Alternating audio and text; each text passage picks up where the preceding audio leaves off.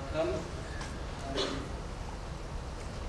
Honored to speak to such a large group of experts on the topic of towers, which is for us a relatively new topic. We've been inhabiting the domain of the horizontal for the past 15, 20 years for a number of important reasons. First of all, we primarily started working with inner city cultural complexes and the public domain, and we developed a language which is all about organic interconnectivity and allowing a building to be multi-phased and absorb the context and giving back to the context. Recently we've been challenged by larger commissions and entering competitions for larger projects, which also grew in the vertical dimension with the high density developments. So within a few years we came up with a repertoire of tower design, and we started to reflect actually from day one when we went to the towers what it could mean to do pick up this typology, which in a sense from where we came from is inimical to contemporary avant-garde language of architecture and perhaps even contemporary culture. Why I'm saying this? The tower is in a sense for me the last residue of Fordist paradigm of production and also work and living, which is kind of a hermetic unit cut off simply as a kind of one-way dead-end projection, usually with an internal ruthless segregation into floors and a kind of repetition of the same up that axis. So as a number of counts, it is certainly the symbol of the era of modernism and Fordism, the era of repetition, the era of ordering through segmentation, segregation, etc. But how to reinvent this in a contemporary world where it's all about connectivity? It remains intensification of communication. For instance, we look at corporate life and corporate organization. It's all about the intensification of internal communication, and also the kind of embedding into networks of collaborating firms and networking back into an urban environment and re-inhabiting the urban.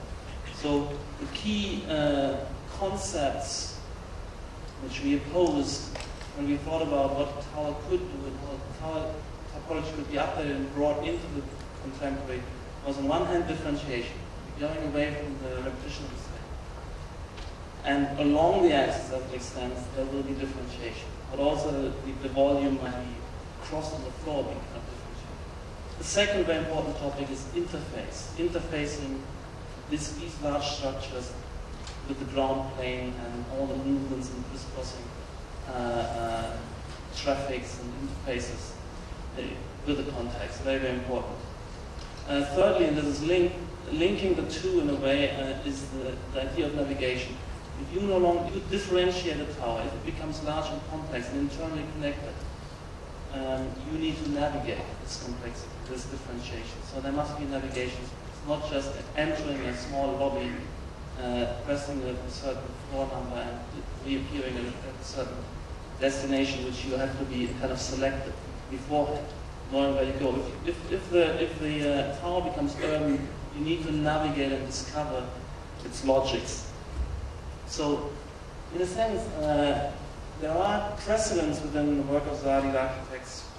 This is an early project right here in London at the corner side, which is a large urban block which broke down into kind of a splinter of smaller towers, which a lot of space between with a backdrop flat in the back, and this idea already to have a kind of differentiated cluster and go underground and multiply the ground surface and articulate how does this tower land. There's a kind of skyline insert, there's a kind of ramp wrapping, and there's an underground wall it ties into. Very early sketch.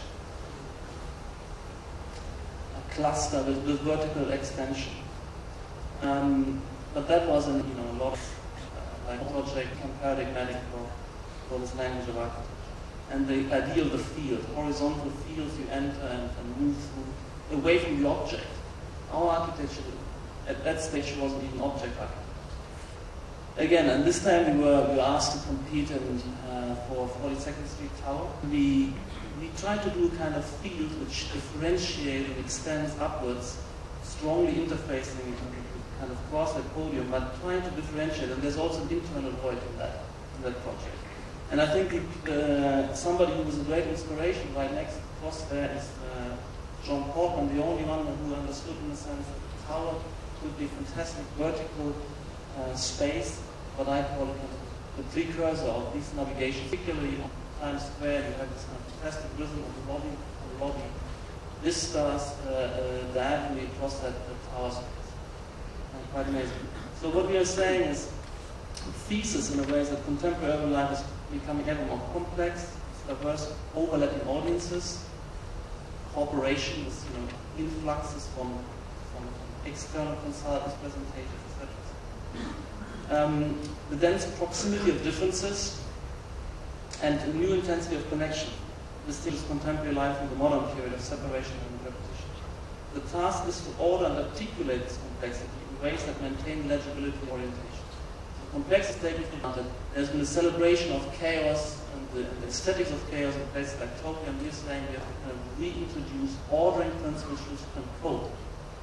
And that's, in a sense, a justification for why some of these projects look different and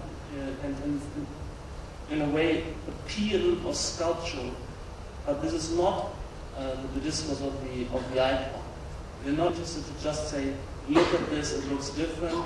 There is a motivation why these towers start to develop a new morphology. It's not just twisting and tilting for the sake of maybe entering this cacophony of competing icons. And I think also at the end, I will talk about the Dubai project for us, the kind of culmination of a lot of these efforts I will go through here on a very large scale, and it can only be kind of accomplished by a new language of architecture, as I argue. Against this dynamic of complexity, contemporary life stands the stiff, solitary figure of the modern skyscraper. Once a penultimate architectural symbol of modernism, the skyscraper seems locked in a bygone forest paradigm. I think also what was quite amazing for me is the Twin Towers of New York. This idea of repetition can be brought to this point of these massive structures being symbolized as a repetition across. And you have here in Chicago, you have Nice with this fabulous Federal Square group of towers, or one of my favorite complexes, the Illinois Center. And I think there's enormous beauty, and there's a certain kind of differentiation of a field, and the sameness is essentially makes sense because of the sameness of the life processes which go on, and the kind of segregation of elements. And I think there's an attempt to say any injection of additional form is motivated and utilized to express a kind of differentiated social life process within, and not just a kind of distraction for the sake of making announce itself. I think that the entries, and I think it's exciting in Dubai, that particularly in Dubai, the entries to the business day competition can be explicated in this way, and then following a kind of collective discourse of starting to bring this kind of thinking to this type of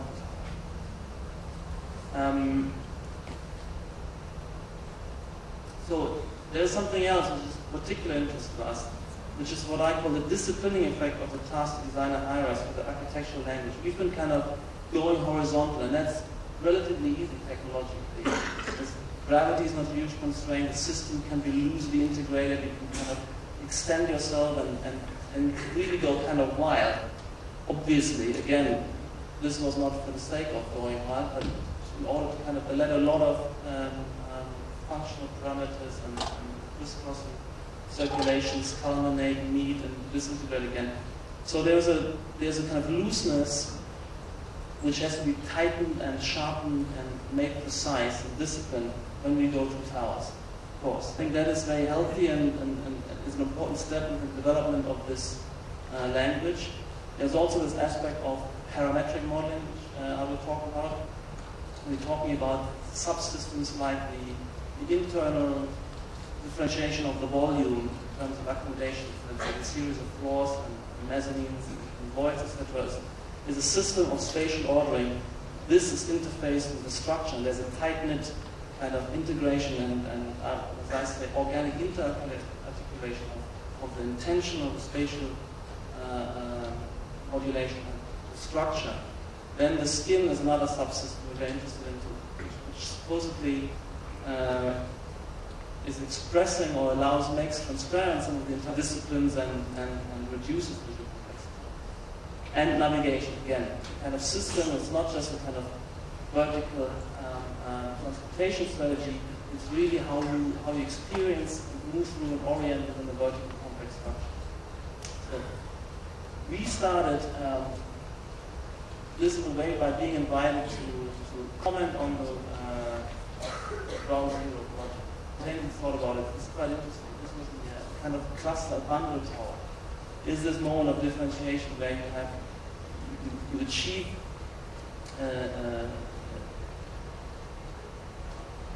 strong finish from all sides, but has also a multi-use complexity. Different filaments might be residential, hotel, office, and they will be expressed as a kind of bundle. There's a rhythm the way this moves up, and a series of voids appearing to give structure to this movement upwards, etc. So I think there's something which inspired us. The interfacing was also studied here already. This is a very, very strong, intense hub. Some of the reasons why this kind of broke into these bundles, that this idea of streams and bundling lines can be brought in through the ground. There you have different transport networks, where you have pedestrian bridges, where you have malls streaming in, and this could become kind of system which crosses that boundary, the horizontal vertical, and mediates. And there's a way of interfacing this massive piece of urbanism and root it and bring it back and allow this to happen. And that is expressed in this kind of project. The navigation space, again, there is this kind of rhythm and opening and closing, and also opening and closing used to the exterior. The exterior is used to orient yourself in the building. It's all about symmetry breaking and giving a space. And that's just a concept sketch. And we have been doing a number of projects which started to build modest fields of the world. For instance, the Cincinnati Museum, that's what we call a kind of central navigation space in the back of the building. The light filters down, and the circular element displays it so that they stagger and you see beyond. And you look back, and off that extending kind of spaces, the rhythm of spaces. So this is kind of, let's say, paradigm of a navigation space. Modestly, 5-6-story museum in Cincinnati. What I mean, also if you pull away, you look at it, what is happening is announced again. You're drawn to it and you move through this. And even cutting underground. So this continues quite deliberately always below ground. And I think the idea of the ground plane anyway is getting absolutely. If you have very large structures, there will never be one ground in each interface. They have multiple grounds which interface with the vertical structure. So here another museum project, so we coming from the museums and the cultural buildings, and there has been a move kind of to pull these into power typologies from this end. A diagonal plane, multiple ground interfaces on different sides, multiple entrances into a structure like this, and then kind of voids which create this navigation space. And the center for which you kind of see. It's all about this kind of moment of seeing through and having a simultaneity of events in front of you. You cannot afford to disappear into a small lobby and go in a closed seminar and will not know what's going on. All the 10, 20, whatever, simultaneous events. So it's very important, these kind of voids you cut, that you see what is happening at different levels in different places, and then slot in, find your most efficient route through to garner and gather all the update yourself to give back. Here, for instance, we've done another museum again. This is where we said, okay, this time we're going into the skyline of Singapore, and this is supposed to be a Milan museum. And there is the interface of the ground plane. This is a huge horizontal gallery cantilevering out, but again, multiple grounds, and kind of rhythm and skyline creating this navigation space within the building, and the articulation of the major entrance. Again, this kind of attempt to see how the tower comes down, how the tower creates context around it, opportunities we found in Barcelona at the end of the diagonal across the big Cameron triangle. It's a strange hybrid. I mean, it's a university project together with a series of offices they want to bring in and perhaps collaborating with the university. So it's again, we're trying to open it up, different levels, corners, and then have a kind of spiraling move up. Do not say this is just this kind of stack.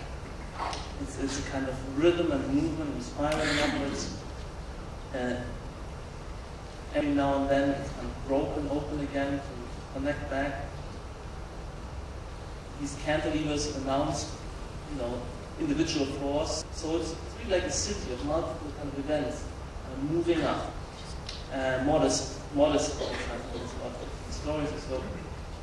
And glimpses again. It's always a simultaneity of events. What is happening here? What is happening here? And this moves into the inside, into the courtyard, and then reappears. The same logic reappears in the tower as a condition. And again, the importance of this atrium is not just stacked up, but these shifts always reveal what might be going on. Hotels. Again, I would say there's a multiple grounds, cascades, terraces down, and deliberate effort to say this is only a one-sided accommodation, so that in the back you can see all the access balconies, and not only when you're within, but even from far. The navigation space here, perhaps particularly to put a public space at the top. So there's also a strategy to summer bridges, to don't make that this kind of dead end. And even the individual rooms is kind of space of three-dimensional depths, diagonal distance, etc. Party could fold with multiple small groups. And I think these are the kind of ideas. This one was an interesting one which initially developed for China, and it might go back to China, perhaps even by client. Very interesting project because it's based on a simple typology slab. To the top is a very, very standard residential or hotel typology corridors to banks. Going down becomes a office typology, which then splits apart to create a kind of space, and then swings around to connect a huge retail area and cuts underground again and brings these light underground. What is behind this tower is a very strange thing. These are absolutely unprecedented mixed-use towers. Where in China you do not regulate what is residential, what is commercial office workspace, and what is retail space. So any of these units could become a beauty parlor here, a hair salon, a restaurant. You intermix these residences and offices. So here we have this kind of gradation, saying the more likelihood of these public functions is below, but there's a gradual open up. You give some redundancy to the elevators and floors and lobbies, and then anything goes. And you see this start popping up. And this is happening all over Beijing in different projects. And we made this a principle of a project. And at the bottom, it really extends to larger department stores,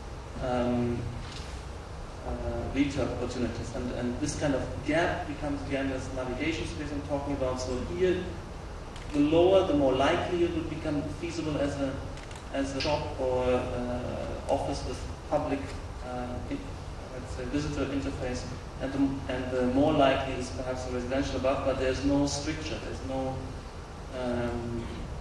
prescriptions. There is a peculiarity of planet and the kind of society, which is lots of small offices, individual business emerging, and these kind of home offices spreading through these towers. And then again, we're trying to have work with structures which bundle and stiffen and make large spans below and become more filigree at the top. Looks a bit random here. There is this kind of idea of gradation, of a gradual transformation. We've been talking about fields and urban quarters, and I'm also looking at Dubai and other places where the scale development is increased. What do you do if you have 50 towers to do? Does it become an order of repetition, or is it just a random scatter, or can that become an organic whole? And that forge kind of unity, which kind of organic. And we see these kind of as flocks, or packs, or swarms of towers, which are cohering. There's a crossing point, and the towers have given a directionality, and they all kind of move or point and aggregate around this point. There's a height cascading, and there is also kind of peeling into horizontal extension, which becomes a kind of public interface retail space. So there's interface with the ground surface, but there's this kind of larger idea of giving the clear directionality and kind of swarming together. And then going the next step, looking at this, so these kind of terracings, I mean, all these points do urban work. You orient it, you naturally flowing to the center of this development and back. You have a field navigation where you know where you would find more quieter areas, where you find moments of intensity. And also what is important in this one, we have the key types, point tower, the slab, and the perimeter block, all affiliated to become one family, where they work together, where they can do urban work together in terms of the swarm. And then we try to look for moments of release in this. For instance, small kind of hints at a navigation space. We put a core in, why not allow at least a moment to punch the surface and get some exterior connection. And this one then, as we go up the plan, swings open, allows for mini kind of lobbies which connect the few floors together. Because again, we're talking China here, where these are not just private residential buildings. They're open for reinterpretation by those who occupy. And again, you have public buildings, public functions popping up right in the middle of it. But again, when we went back to the overall field, we are not afraid to say, as unified as possible, differentiating logics, but unifying quasi-natural systems logic, let's say, where we don't want to artificially differentiate if it's not necessary. We kind of calming down. We don't want to pollute the visual field. We want to kind of reduce arbitrary complexity to articulate, let's say, the profound differentiations which are operated. So I would say as unified as possible and as differentiated as necessary. And we've done a number of those kind of schemes. Again, this kind of swarm idea, a whole axis in Taipei,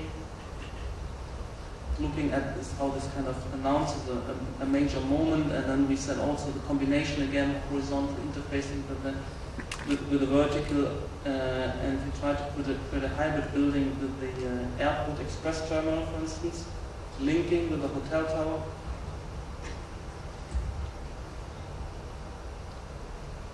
And this kind of underground arrival interfacing with the multi-level retail area, which again has a tower as a kind of point of arrival and relating to that.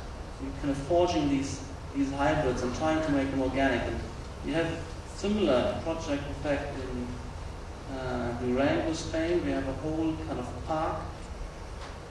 There's an underground train moving through, which kind of leaves a kind of rippling effect here, and there's in the eye of this loop is the underground station and the kind of slab demarcating the train headquarter company. Here, even in the next step, we have kind of increased the sense of structuring the field by this implied movement. There's a car park below as well, and this kind of termination point loops around and we're creating a mall and the kind of interesting point of arrival for the train station. And again, the tower shaft cuts all the way down underground, right into the platform where you ride, and you can feel and see that tower as the major landmark.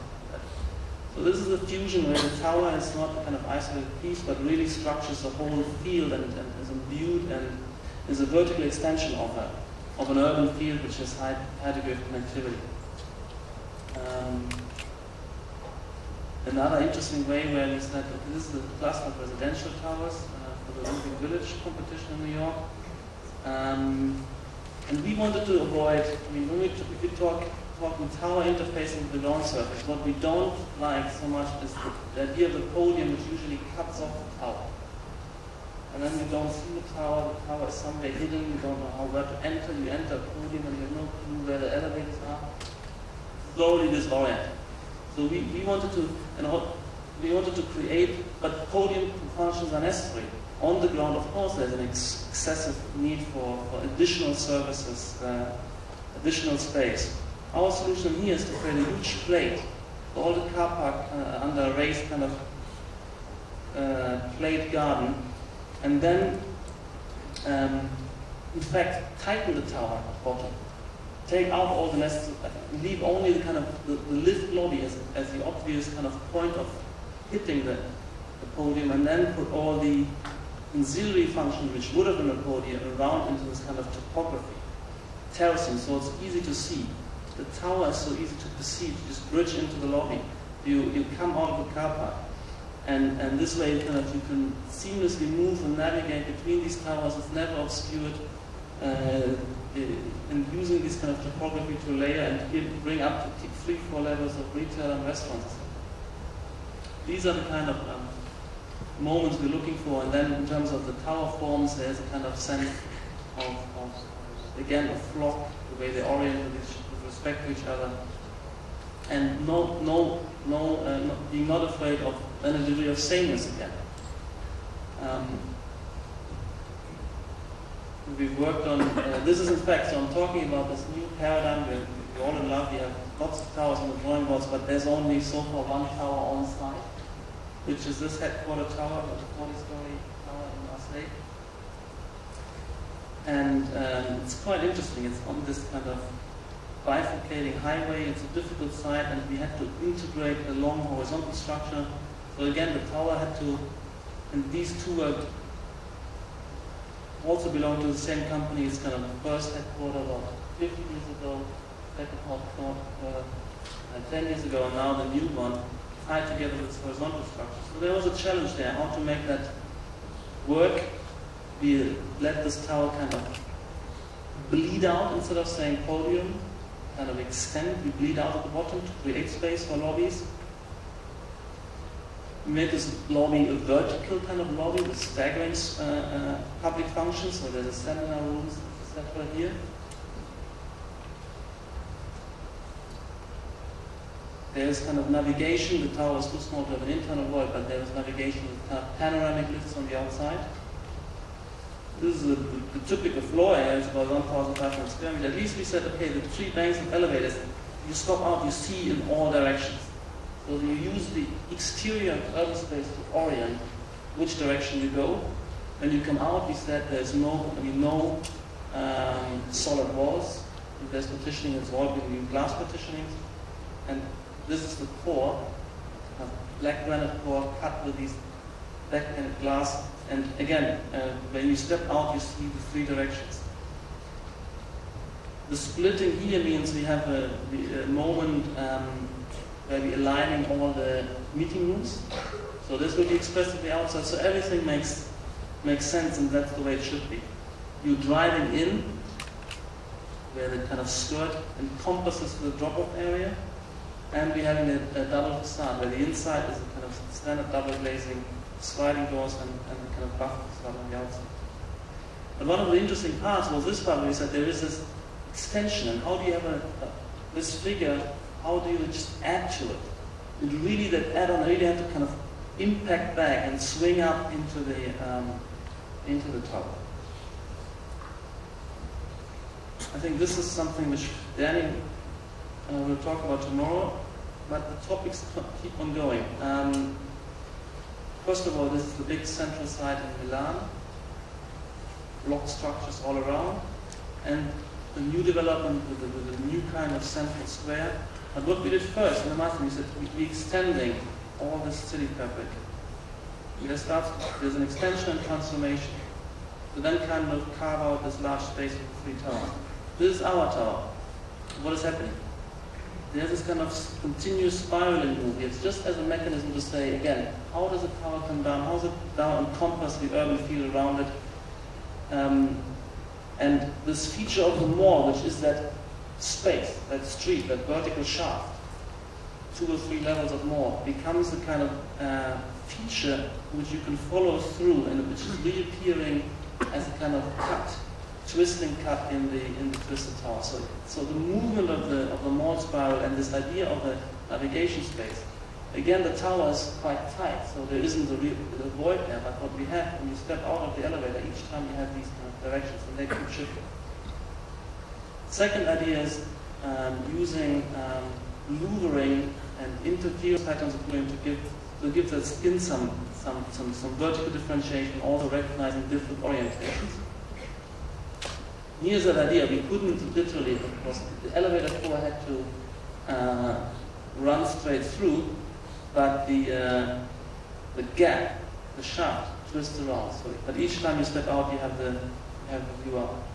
And so we give away these spaces for orientation and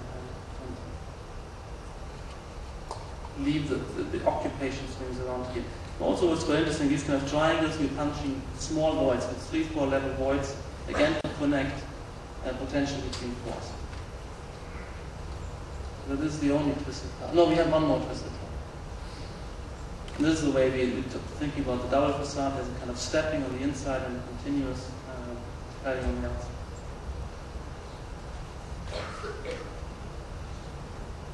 This is the mall, and this is going ahead with the Generali, it's a major investor, and it's a 45 level. Then it leaves to the Zaha. Again, it's a bit of well, I feel that we have the 3 are, I mean, they're not, we would have loved to do more, to create an ensemble. And that's what we're coming later when it comes to Dubai. I mean, I believe in integration as far as possible. But I think also in this case, the collaboration has its own interest. I think there is a certain degree of communication between the towers. This is a tower we proposed. Actually, we have a head-to-head race with the Infinity Tower of SON. In the end, we lost. But we hope we'll be alive. This is actually also a twisted tower. And what is a twist doing here? We have 2 banks of residential. As they move up, they twist against, and then they twist in the counter direction. This is simply to open up that void. To open up that void on one side, the marina, navigation space, and to open it up at the top on the opposite side, to the sky. That motivates that external form. And then we said also, let's try to do a structure which is solid, perforated, rather than kind of assuming a full glass tower in this kind of climate, in this case. And then we also work with the Islamic pattern and try to see if we can kind of create a perforation pattern and rationalize that with a number of components and create interest and differentiation, but a product differentiation within in terms of the apartments, in terms of the fields of the tower. We could afford more perforation at the top, larger apartments there, etc. And then we try to even integrate things like balconies within that. But sometimes you can experiment with found patterns, and they seem arbitrary at the beginning. As you work at them, as you adapt them, as you craft them and integrate them with the functional requirements, in the end it becomes an organic, convincing, and let's say meaningful, nearly quite natural. And I don't have the interiors here, but we investigated how these kind of windows appear on the inside, so the living room with a different feel than the dining room and the bedroom. So you can get these things start to work for the interior differentiation for the light process. And they're not just, they start as let's say, nearly random design experiment, but the way these systems are handled as open and mutating, evolving systems, in the final analysis, they will be super organic with all their functional processes and structural differences. This one we're very proud of. It's in Moscow, on the outskirts, a residential tower. Again, don't even have to repeat it. It's the idea of extending this outwards. Podium becomes a kind of turn slab, extending out even in things like gardens and marina piers. The main idea here is in fact these kind of shafts of space, navigation space. But what we said was that why do we have to make the core solid? This apartment slab, this is a typical condition.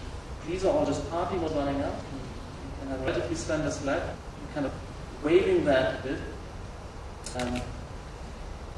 to differentiate against the landscape. But this is in fact the idea of a void between these two heavy concrete party walls. We slot in glass elevators, continuous voids, and a filigree fire staircase as an exterior staircase, as a fire staircase should be. All we're left with is a kind of slender bridge and single glazing on the outside. So quite convincingly, since these are all kind of blocked by internal walls, here the view will just penetrate through. And that is, then we had these huge shafts of space.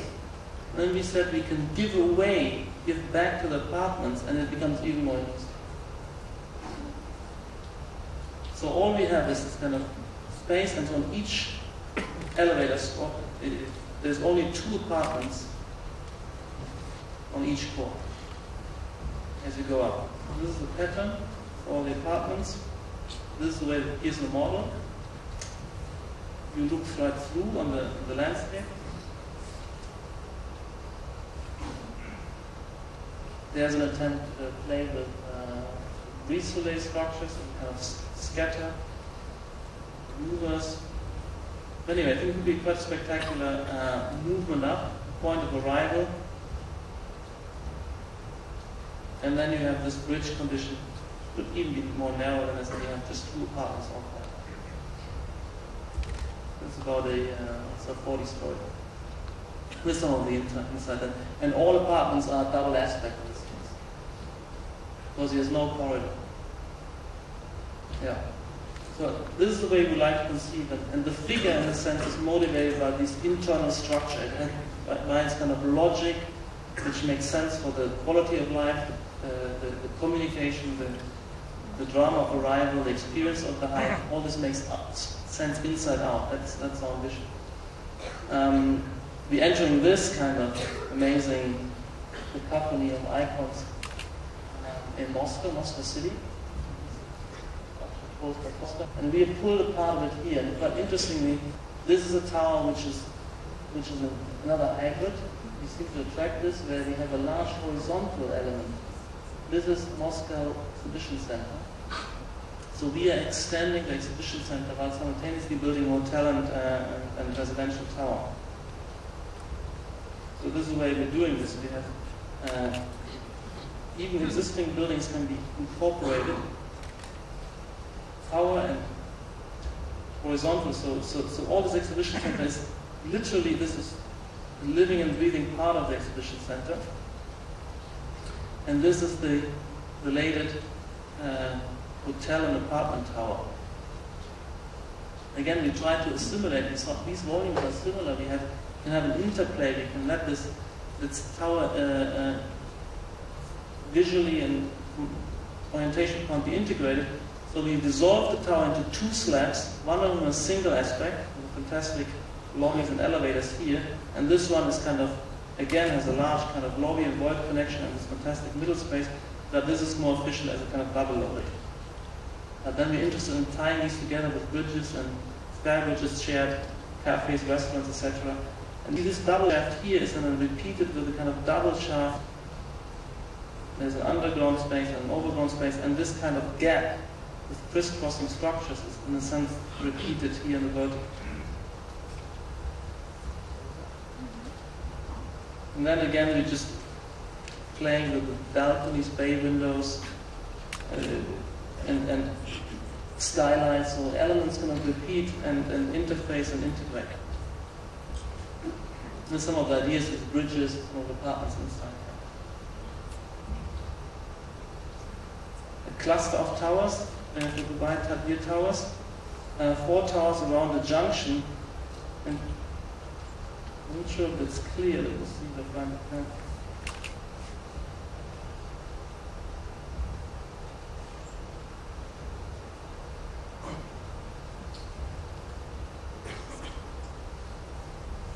No, I need to find a motivating force of this.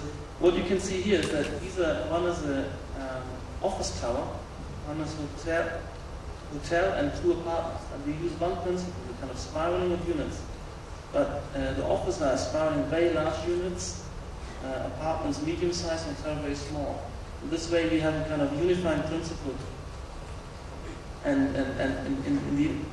which creates a dialogue and announces this kind of differentiation of a unifying principle. And the talk in this case is all in fact is set up as a parametric model where we're playing with the different talks to give kind of dynamic, the movement, visual movement from one to the other. But it's more about the kind of differentiating a principle and create a kind of a family of objects which speak to each other. And here's a kind of double residential tower again with a large podium. And again, we don't like the podium, so in this case we had no other choice. So what we at least did, we pulled the object over the podium. We let us launch, cross, and cantilever out to announce it, not hide it. And these were also, in terms of their height, manageable to do this and to feel the force of these tall buildings, and then reconnect at the top. Well, here kind of dialogue where we're saying, again, this is a hotel with 4-star and 5-star and the shared facilities. And again, we're saying these two have a dialogue where we're announcing special events and we're creating a kind of world which always looks back at itself, which is connected internally. Again, with multiple grounds and kind of event spaces, trying to integrate the higher domains in some kind of life process. Now I'm coming to Business Bay, an amazing kind of master plan with kind of rings and rings of towers. And we have, before I come to the kind of Culmination project, we have another client who's given us an opportunity in Business Bay. And I compare this to this kind of double hotel block here. This is also a kind of a block volume. Blocks are too deep, so we're carving a void and allowing the kind of communication across. They splits into 2 towers perhaps. This way of kind of dissolving this volume and managing meaningful office depths, increasing depths where required, reconnecting, but of course also in this case creating a figure which is recognized from different sides, each side different, etc. I think it's an interesting typology, which you could also imagine that then from that we could extend more the kind of dead end, let's say, extensions if you had to. This is not this is a pure office tower in this case. And this is a kind of fantastic space, I think, which we see. It's an exterior space, but I think it's still a space of interest. You can imagine to kind of work across this. Again, what you see, what you perceive, what's going on in the corporation. Okay. The dancing towers, I think this is perhaps the most amazing project. It's kind of culminating a lot of those ideas that we're talking about. There are 3 towers, so we have a family, it's a hotel, it's an office tower, it's a residential tower at different heights, 75, 65, 55 stories high. There is a need of huge ground kind of surfaces and the need to avoid a podium or to re-articulate and reinvent podium conditions. That's the way it's located at the creek. That was the master plan we initially worked against, if you like. And we came up with this dancing tower where we said hotel and office tower connect at the lower levels. Then the hotel swings across and connects with the residential. At that moment there's also a big kind of shared facility, kind of club, pool, and fitness area. And they, between themselves, this space becomes the kind of dominates and creates a kind of shared lobby between here and the bottom with a kind of glass roof. So it's interesting in this kind of figure where you have recognizability from everywhere. You always know that's it, but it looks different again from everywhere. So maybe you can use it as a compass where you are in the city, and it will, the way these towers play against each other, quickly become closer. The smaller one gains in height, the higher one recedes relative. I think there's a very interesting kind of urban experience, and the tower does urban work here. And we propose, it was picked up also by Dubai Transport, then a bridge connection across, again to allow this to have multiple interfaces, will be a destination for many sites, and this bridge is in the meantime extended to really become a vehicular bridge, and we're extending it to become a kind of habitable retail bridge. This was still competition stage, where we tried to have these kind of streaming filaments, but all kind of encompassed in this one side. And I think, yeah, some of the sections with these kind of fabulous void spaces, navigation spaces, and that's where also this kind of shearing off makes sense. It kind of tilts all these kind of balconies into blue and gives that interior kind of vertiginous quality. I was talking about this exterior space directly over the lobby. I was talking about this connected mid-level. 2 minutes, Patrik. Yeah, actually, I'm reaching the time. Some of these void spaces. And the idea of the habitable bridge. And again, this kind of exhilarating play of the volumes reaching up. Now, at that stage we were asked, and that was a great moment for the project, to extend the complex, the Dubai Financial Market Building, more retail. We're talking about the bridge and even the cultural center. So now this whole landing, the whole territory in which that tower interface becomes really rich and exciting, and we came up with this figure because all the brokers' booths have to kind of fold and be a huge kind of interfacing surface around one central space, which motivates this.